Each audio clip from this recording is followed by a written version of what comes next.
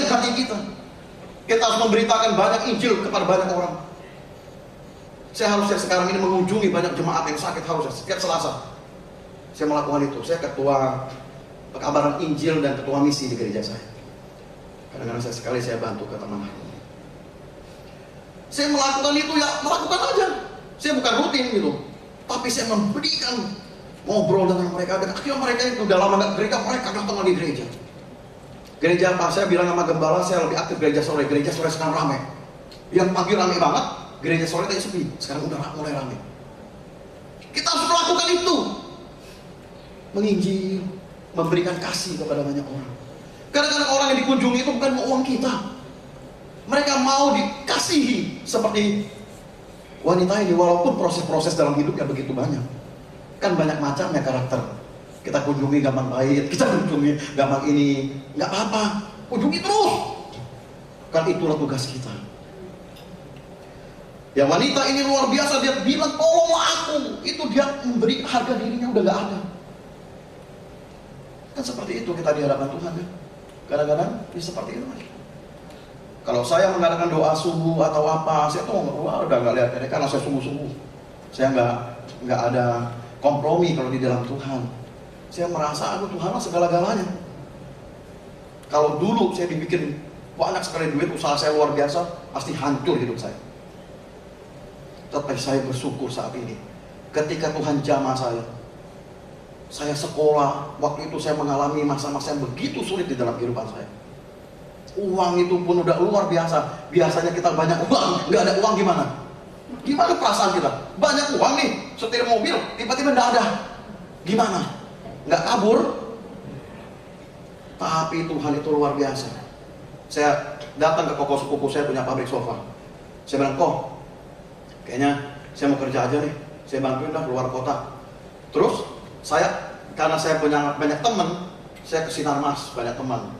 Terus saya nggak lama dipanggil teman yang punya kedudukan di Sinarmas. Terus di Miyako, di Sinarmas tarik ulur, level manager. Iya enggak, saya pusing. Saya bilang sama Tuhan, waktu itu saya mengalami kemerosotan iman luar biasa. Saya punya anak 2, ya istri satu, jadi balik. Anak saya 2. Waktu itu saya mikir seperti ini, Tuhan, kalau kamu berikan inilah manusia, kalau lagi stres, doanya membuat syarat kepada Tuhan. Saya bilang, Tuhan, kalau Tuhan berikan salah satu perusahaan ini, kemudian saya kerja lagi double, maksud saya, ini kan lumayan kan, saya udah rencana mau taruh anak istri saya itu di Bangka. Saya orang Bangka, ada orang Bangka sini. Saya taruh anak istri saya di Bangka, saya pikir, saya kerja aja, saya kirimin duit, jahat nggak? Kan maksudnya baik kan, tapi jahat. Baik tapi jahat, aneh ya. Saya udah rancangkan itu. Saya pikir, saya diterima kemudian di Miyako. Sinarmas tarik ulur, biarin dah. Yang terima dulu nih, Miyako terima saya. Luar biasa. Nah terus saudara saya, koko saya prediksi pasti terima saya dong. Koko saya punya pabrik, masa dia nggak terima saya? Aneh dia. Gitu kan? Dia bertobat, saya nginjilin. Dulu dia budak, sekarang luar biasa ikut Tuhan. Dia bilang gini, enggak deh kayaknya. Kalau kamu mau ikut saya, ya ikut saya aja, nggak usah di Miyako. Padahal areanya sama. Ketika itulah saya baru tahu Tuhan itu berkarya dalam hidup saya. Saya masuk ke kamar, itu gelap gulita, saya nangis di kamar itu sejadi-jadinya. Tuhan ampuni saya. Saya telah mencoba bayangkan. Waduh, Tuhan itu luar biasa loh. Enggak seperti wanita Kanaan ini, dia terus berdoa dengan sungguh. Saya tidak. Saya memberi syarat kepada Tuhan yang maha itu. Saya memberikan kondisi saya kepada Tuhan itu. Jadi kondisinya saya sesuaikan. Enak saja kan? Harusnya Tuhan dengan firman-Nya, ya kan? Memberikan kondisi itu kepada kita, supaya kondisi kita dirubahkan kan seperti itu. Saya melakukan keterbalikan. Saya nangis kemudian, sampai saya nggak ada uang pada waktu itu. Saya jualan mie ayam, main antar dari rumah. Ada yang telepon di Villa Dago, ada yang telepon. Waktu saya antar malam-malam, ada persekutuan. Di situ tambah lagi saya di depan pagar gini aja. Terus yang orang yang pengurusnya bilang gini, kok mau masuk ke dalam? Enggak. Saya bilang gitu. Gerejanya di mana? Saya bilang, di Ciputat gini, minggunya saya datang telat lagi, udah mau habis. Di situ mulailah Tuhan pulihkan saya. Saya mau katakan, ya, banyak orang bunuh diri karena bangkrut. Baru-baru ini kan ada orang Kristen juga kan bangkrut, bunuh diri. Tetapi berbahagialah kita kalau itu bukan fokus kita. Kalau kita ikut Tuhan, makan dan minum pasti dicukupkan. Amin. Ucapkanlah syukur, berdoa bagi suami-suami, berdoa bagi anak. Lakukan aja itu. Memang kalau menurut kedagingan kita sedih kali melihat kondisi. Tetapi Tuhan itu senyum-senyum saja, senang-senang saja Tuhan. Tuhan gak seberat yang kita pikirkan. Berbahagialah kita apapun yang kita punya. Berbahagialah kita jikalau kita saat ini masih sehat. Bersyukurlah kita kalau saat ini iman kita masih percaya kepada Yesus. Amin. Bersyukur. Senang banget saya dipulihkan Tuhan. Gitu ya. Kayaknya udah keluar jauh ya. Kembali kita kepada firman-Nya. Ke ayat 26 ya. Tetapi Yesus menjawab, tidak patut mengambil roti yang disediakan bagi anak-anak dan melemparkannya kepada anjing. Aduh, pertama-tama saya baca ini saya bilang, aduh Tuhan Yesus ngatain orang anjing. Pertama-tama saya baca, saya mengartikannya secara hurufiah, literal saya mengartikannya. Tuhan ngatain orang anjing, gitu kan. Nah, supaya kita hati-hati, kita lihat Matius 7 ayat 6. Boleh ibu ya? Iya. Ya tolong ya Bu, Matius 7 ayat 6. Matius 7 ayat 6. Jangan kamu memberikan barang yang kudus kepada anjing, dan jangan kamu melemparkan mutiaramu kepada babi, supaya jangan diinjak-injaknya dengan kakinya, lalu dia berbalik mengoyak kamu. Amin. Pada zaman itu, bangsa Yahudi memanggil orang di luar non-Yahudi dengan kata anjing. Jadi Yesus kan orang Yahudi kan, itu terbiasa. Jadi bukan berarti Yesus itu bukan manusia, dia 100% manusia, 100% Allah. Dia juga mengikuti adat istiadat Yahudi. Umur 8 hari dia disunat. Dia tetap mengikuti adat istiadat Yahudi. Saya pernah berbicara masalah adat istiadat, ditinjau dari etika perspektif iman Kristen. Saya pernah berbicara, diundang berbicara. Ini bagus sekali buat kita yang banyak dari suku-suku yang berbeda. Dari Chinese, dari apa, bolehkah Imlek itu, apakah saya pernah berbicara itu. Ini kata-katanya begitu kasar menurut kita. Tetapi tidak, zaman dahulu itu memang seperti itu. Orang bangsa Yahudi mengatakan orang di luar non-Yahudi, karena mukjizat memang disediakan bagi orang Israel, bagi orang Yahudi. Tetapi apa artinya ini? Tidak layak, ya kan? Kepala anjing maksudnya. Maksud Tuhan Yesus adalah mukjizat itu diberikan kepada yang percaya, bukan kepada orang tidak percaya. Itu maksudnya.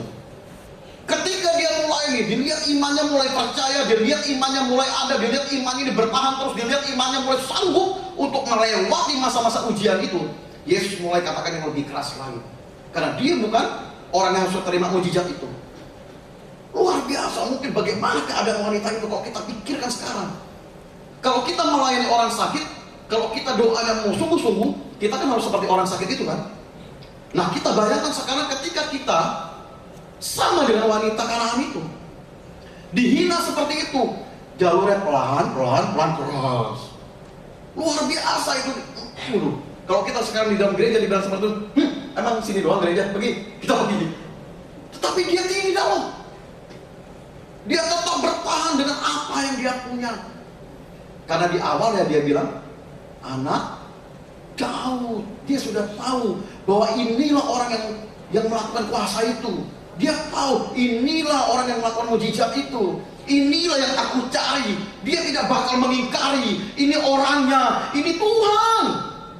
Ayat 22. Dasar dia sudah benar. Dasar dia kuat. Dia tidak mempertahankan imannya itu, tidak punya dasar. Dia punya dasar sekali luar biasa.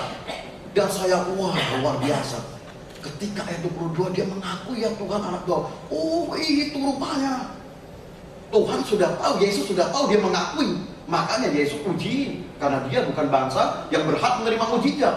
Dia uji terus. Karena dia sudah mengakui. Benar nggak pengakuannya ini? Kadang-kadang kita mengakui Yesus di dalam kehidupan kita. Bagaimana kehidupan kita di dalam doa kita, membaca firman kita setiap hari, Apakah kita cuma lewati saja firman ini? Kita tidak menghargainya Alkitab. Biarin aja. Kita lewatin aja. Ini adalah solusi dalam hidup, saudara. Apalagi akhir zaman seperti ini. Kita butuh ini. Kita sangat butuh ini, saudara. Saya setiap pagi membacanya walaupun cuma 10 pasal karena saya juga harus kerja. Saya terus membaca. Waktunya sibuk sekali, saudara. Saya juga mau kesaksian ketika saya kuliah. Waduh, luar biasa. Saya bilang itulah yang saya bilang itu. Seperti murid-murid yang teriak. Kadang-kadang di dalam pun ada hambatan. Saya mau kuliah, dilihat dari gereja. Saya, wah, kamu punya potensi luar biasa. Waktu saya pertama kali pertobatan itu, habis saya jual mie, saya langsung itu, saya ikut doa. Kok kamu doanya bagus ya, ditanya begitu? Enggak, saya takut kan, karena saya baru datang gitu, karena nggak kenal. Doa kamu bagus ya, kamu emang pernah pelayanan? Enggak, saya bilang gitu aja. Karena saya baru bertobat kan, baru pulih kembali, saya nggak mau macam-macam. Pas dilihat di teks saya, coba kamu sharing firman, saya sharing firman. Kan kok bisa gitu, tukang mie ayam ini kok bisa? Luar biasa. Nanti kalau saya sudah lulus S2 kuliah, saya pengen nulis biografi, saya pengen tulis kehidupan saya, tukang mie ayam menjadi hamba Allah. Luar biasa. Kadang-kadang saya nggak habis pikir ketika gereja saya menawarkan saya seperti itu, ya mungkin harus ada tahap kan, harus berapa tahun ya ibu ya, harus berapa tahun kemudian harus ini. Tetapi karena gembala ini kenal saya, satu daerah, sama-sama kita dari Bangka, nah dia bilang udahlah kamu langsung aja sekolah ini. Tetapi berbeda. Pada waktu tidak ada uang pun, saya bersekolah itu mau nanggungnya sendiri gitu hati saya. Ih aneh banget, ada orang mau bayar kok nanggung sendiri. Saya pergilah ke yang Betel ini, GBI, yang pusatnya, TKI itu, di sini ya, betul ya? Petamburan, susah amat ya. Petamburan, saya datang ke situ, saya mau ngambil pengizinan 1 tahun, saya pikir, kalau saya kerja cukuplah uang saya untuk bayar sendiri. Senin sampai Jumat saya nggak bisa karena saya harus cari uang. Kemudian saya pergi ke STTIK atau STTIK, akhirnya saya di STTIK. Ketika saya bersaksi banyak ngobrol itu, salah satu rektornya bilang, dia diam. Hari Sabtu kamu ke rumah saya. Loh, orang mau sekolah kok dia suruh ke rumahnya? Saya ke rumahnya lah. Disitulah dia bilang, kamu mampu berapa? Kamu sekolah. Saya tadi mau ngambil 1 tahun. Jadi ngambil S2 gitu ya. Saya dulu S1, saya umum di Bina Nusantara. Saya ngambil S2 dari umum, saya ngambil 2, S1 dan S2 teologi sekarang. Jadi dia bilang, kamu gak usah pikirin uang. Enggak pak, saya harus bayar. Ini sekolah, saya harus bayar. Wah, saya imannya begitu kan. Imannya kenceng banget, gak tahu nyari duit. Saya bilang begitu, akhirnya dia kebayar tiap bulan. Ini kan kadang-kadang kita merasakan, aduh Tuhan, ketika kita pakai hati kita, di sini Roh Kudus bertahta. Zaman ini kan udah edan, mujizat masih ada. Mujizat masih ada. Ini luar biasa. Saya merasakan di dalam hidup saya, Tuhan itu dekat sekali sama kita. Kalau kita mau sungguh-sungguh. Seperti ini proses hidup saya. Seperti ini prosesnya, walaupun saya tidak dihina-hina seperti wanita Kanaan ini, tetapi luar biasa saya merasakan itu. Kalau kita hidup di dalam kecukupan, enggak datang kepada Tuhan, aduh tolong dah. Jangan lakukan itu. Orang hidupnya enggak berkecukupan, semangat cari Tuhan. Gimana kalau kita sudah dicukupkan? Jangan kita pernah takut. Maju terus di dalam Tuhan. Lakukan hal-hal yang luar biasa. Akhirnya saya kembali ke gereja saya, dia lihat, kamu udah sekolah. Padahal kita mau sekolah, enggak apa-apa.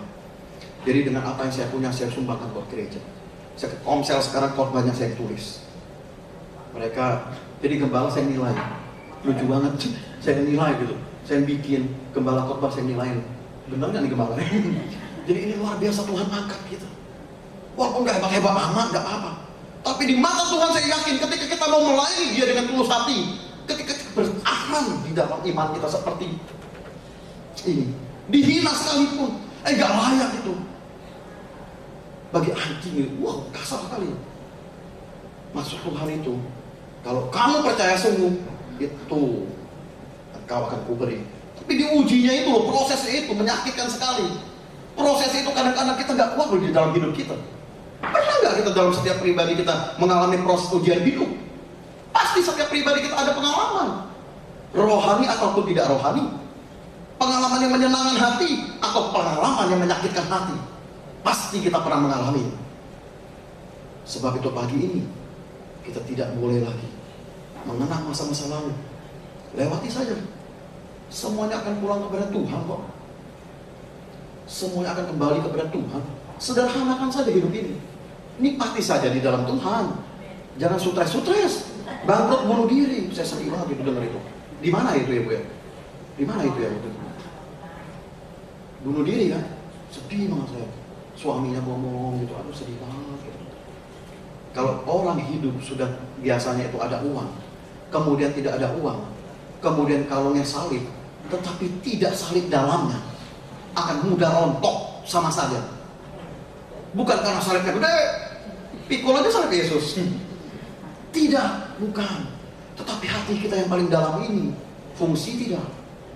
Jadi menghadapi apapun, orang mau bilang apapun, jalan terus saja. Rendah hati aja udah enggak apa-apa. Seperti wanita Kanaan ini. Kita lanjutkan. Ayat 27.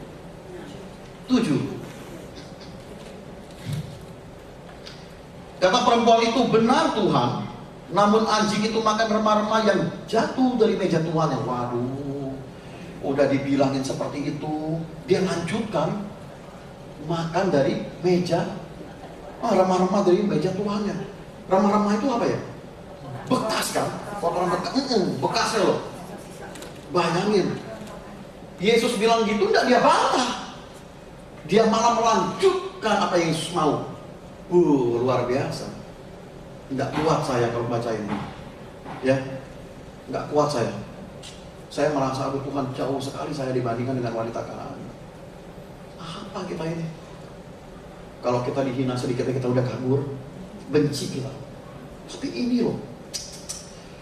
Kalau dia bilang, aduh saya baca ini nih semalam, saya bacain lagi, aduh. Saya itu kadang-kadang kalau menyampaikan firman, saya itu merenungkan gitu, nggak sembarang kita sampaikan aja. Kita renungkan dengan diri kita itu. Apa sih aplikasinya dalam diri kita itu? Bagi saya ini aduh luar biasa Tuhan, cobaan sedikit aja, saya udah mau istri mau ditaruh di kampung. Saya mau kabur. Kalau dipikirin saya waktu itu, juntung itu stres banget ya. Tapi ketika saya baca ini, Tuhan terima kasih karena Engkau adalah sumber mujizat dalam kehidupan kami. Ini wanita ini dihina, dikatakan seperti itu, tapi dia tidak membantah apa yang dikatakan. Oh Tuhan, kalau begitu saya cari mujizat lain. Dia tidak katakan itu. Dia justru melanjutkan apa yang Yesus katakan. Luar biasa. Ini mengajarkan kita bahwa kita harus tunduk kepada Yesus Kristus itu. Apa yang dia mau di dalam hidup kita, ya lakukan saja. Jangan sungguh-sungguh. Jangan stres-stres kita melakukannya, beban banget. Jangan. Lakukan saja dengan merdeka. Lakukan saja dengan apa adanya kita ini.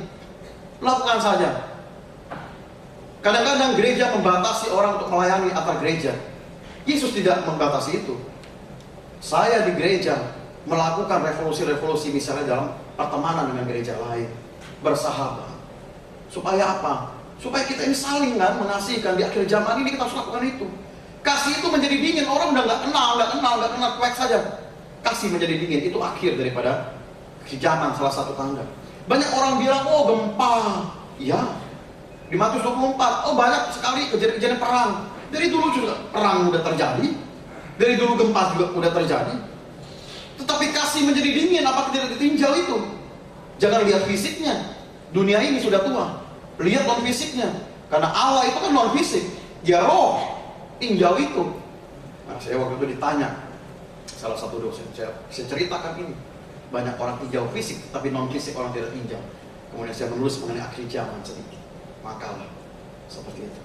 Wanita ini luar biasa. Dikatakan dihina dalam tanda kutip. Dikatakan yang tidak mengenai keimanannya, diuji. Tetapi dia terus bertahan dan terus bertahan di dalam Tuhan. Kita lihat ayat terakhir. Ayat 28. Kalau ayat 28 mujizat terjadi, yang atau sumbang. Ayat 28 saya bacakan.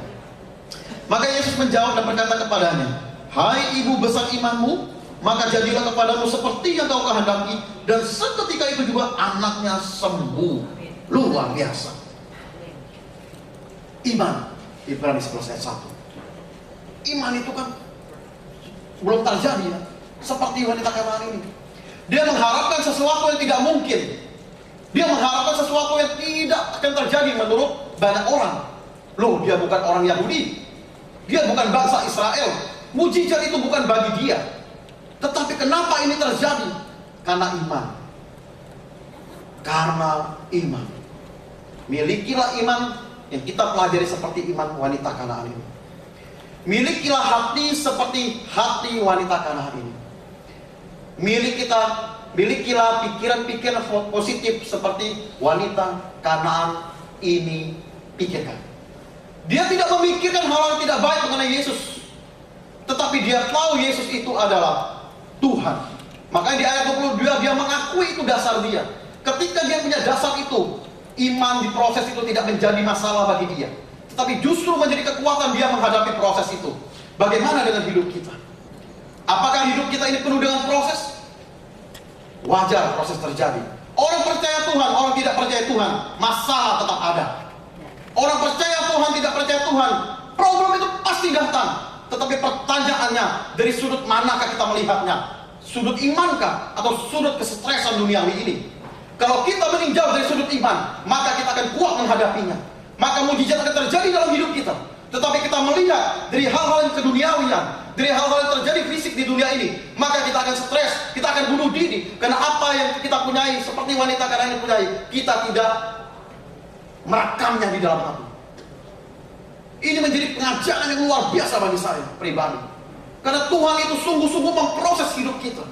Ketika kita berdoa bagi banyak orang, doakanlah mereka. Mau sembuh atau tidak sembuh itu karya Tuhan. Tapi kita memohon kesembuhan, memohon terus, memohon terus, memohon terus.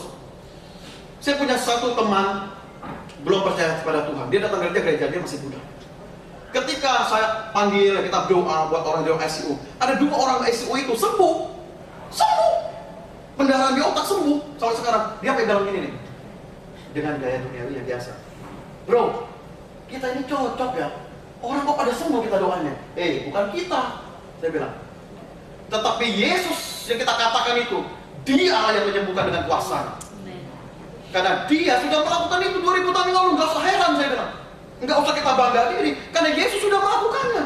Ketika dia mengajarkan itu kepada murid-murid yang memberikan tenaga, murid-muridnya juga melakukan hal yang sama. Petrus melakukannya, bahkan bayangannya menyembuhkan.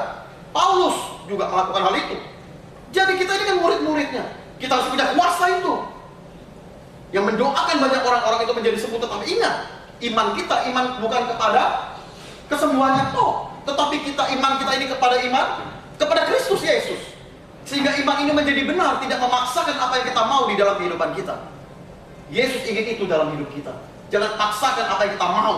Orang sering paksakan apa yang dia mau di dalam kehidupannya. Kok Tuhan dia diberkati, aku tidak diberkati? Ya jelas, kamu gak kerja misalnya. Jadi ada perbedaan-perbedaan di dalamnya. Nah, Yesus itu adalah sempurna. Dia pasti melakukan apa yang dia inginkan untuk mengubah orang itu dari jalan yang tidak lurus menjadi jalan yang lurus. Yesus punya rencana. Kita bernyanyi. Ini yang saya pelajari. Mari musik, kita maju ke depan. Ini luar biasa saudara. Tuhan mengajarkan kita pagi ini mengenai bagaimana iman kita, iman yang benar di hadapan Tuhan.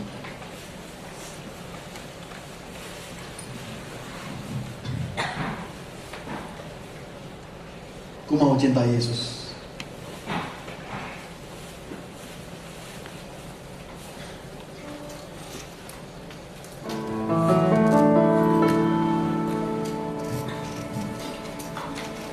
Mari saudara kita bangkit berdiri.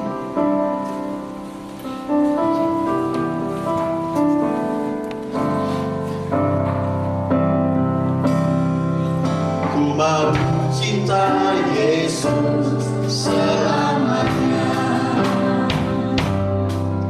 Ku mau cinta Yesus selamanya. Meskipun badai silih berganti dalam hidupku, ku tetap cinta Yesus selamanya. Cinta Yesus. Ku mau cinta Yesus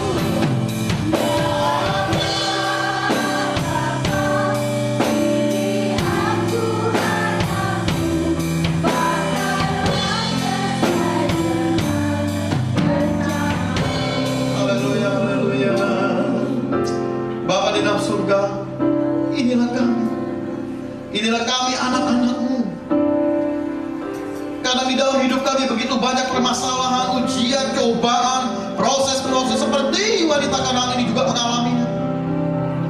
Tetapi kami tahu satu, Tuhan, Engkau adalah anak Daud, Yesus namanya. Kami kenal Engkau secara pribadi. Engkau Allah bagi kami yang mengampuni segala dosa-dosa kami. Engkau Allah yang memberikan kekuatan bagi kami ketika kami lemah. Engkau memberikan kesanggupan bagi kami saat kami tidak sanggup, ya Bapa. Oh Yesus, hanya nama-Mu lah jaminan hidup kami. Hanya mengenal kepribadian-Mu lah kami tahu bahwa kami tidak akan khawatir lagi melewati masa-masa dan hari-hari kami, karena Engkau adalah sumber jawaban kami. Yesus namanya. Bukan doa yang menjadi sumber Tuhan kami, tetapi Yesus yang menjadi sumber kami.